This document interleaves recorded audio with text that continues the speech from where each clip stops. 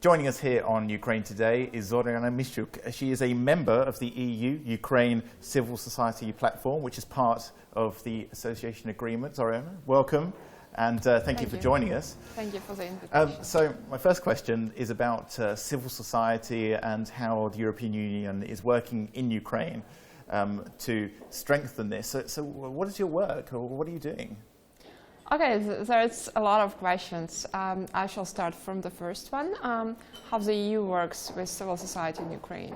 Well, actually, the European Union has programs of supporting civil society which are very important for us because they allow us to sustain our work and to implement a lot of important projects for promotion of the proper implementation of the association agreement. Yeah. Another question, what do I do and what do my colleagues do at the platform and other networks of civil society organizations working on European integration reforms? Well, we do a lot because the implementation of the association agreement is a huge challenge. So what are your main activities then? What do you do like day to day? The one activity which is the most important is actually monitoring the implementation of the association agreement.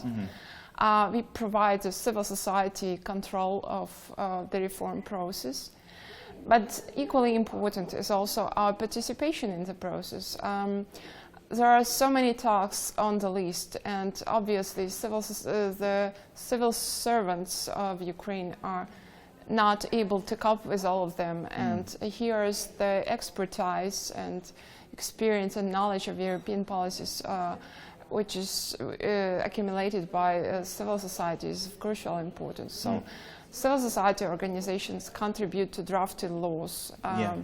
Civil society urge our parliamentarians and our government to pursue reforms. And do they listen, these parliamentarians, to your advice?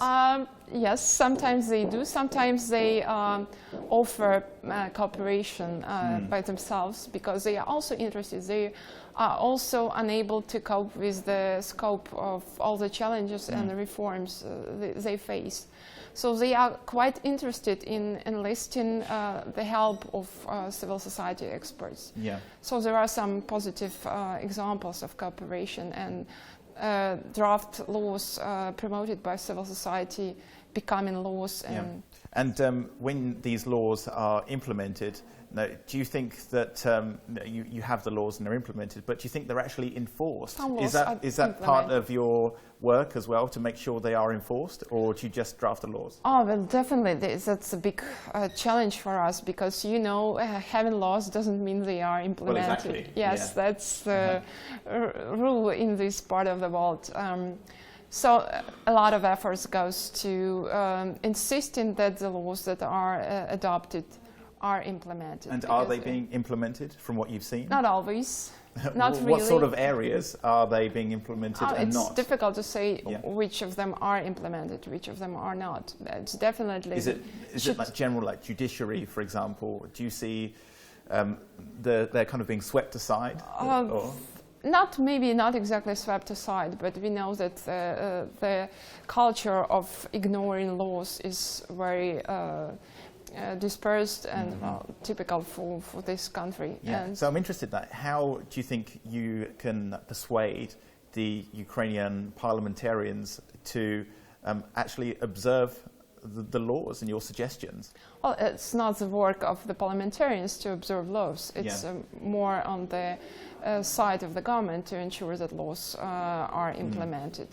And that's a difficult challenge, but at least we should draw attention to the facts of non-compliance with legislation. So how are you going to do this today? Well, we monitor the processes, we monitor policy implementation, we highlight the drawbacks, and we try to voice them to different audiences. So to ordinary people, so they know their rights. Ordinary people as well, to media, to European partners, because we all know that civil society pressure is a good thing, but the pressure from Brussels does magic sometimes. So that's really important to let our voice heard also in Brussels and other capitals. And do you think that in Brussels they're doing enough to help Ukraine? Well, they're doing a lot to help Ukraine, but definitely there is a lot to be done ahead. Yeah. So we hope that the EU will see civil society as an important partner in this process and bring more attention to our perspective and try to bring us to this table of negotiating the reforms and yeah. And for you, why did you get involved in civil society personally? When you wake up in the morning, your work is very tough and you have a lot of work ahead, almost never ending. So why did you and your organization, why are you involved in this? Why help I Ukraine? like challenges. Yeah, but why help Ukraine though? What makes Ukraine... It's my country, and I'm really interested to see it prosperous and efficient and democratic. And I think that this time when we feel that it's up to us to move the reforms is very rewarding, and that's why I do the job I do. Yeah. How has civil society changed since the Euromaidan revolution? Because just from my experience, just looking at the news and from my friends, we see that there's a lot of new groups that have sprung up recently in the past couple of years. So how has that changed? Has it influenced the government more? Do you think without these civil society groups, we would have a different situation today? Oh, definitely. I think that the thing everybody agrees with. I think that we have now much more courage than we had before the revolution of dignity. And we feel much more empowered and having rights to have a say in this process. And this courage is really giving energy to our action. And also I should say that a lot of civil society activists made their way to authorities to become civil servants or parliamentarians, and this also helps us to, we have our own agents in the government and in the parliament. This also helps to... But not so secret though, everybody knows who they are. They are quite open. So what's your ambition then? So you said that you want to see democratic, a free Ukraine. So do you have particular goals that you've set in terms of numbers? For example, when you say you want to clamp down on corruption, it's okay saying that, but do you need a particular number of cases that have solved, or what's your ambition? I don't think that we are focusing on numbers. And thanks to the association agreement, we have quite clear reform agenda, and we want to ensure that it is followed. So that's our goal.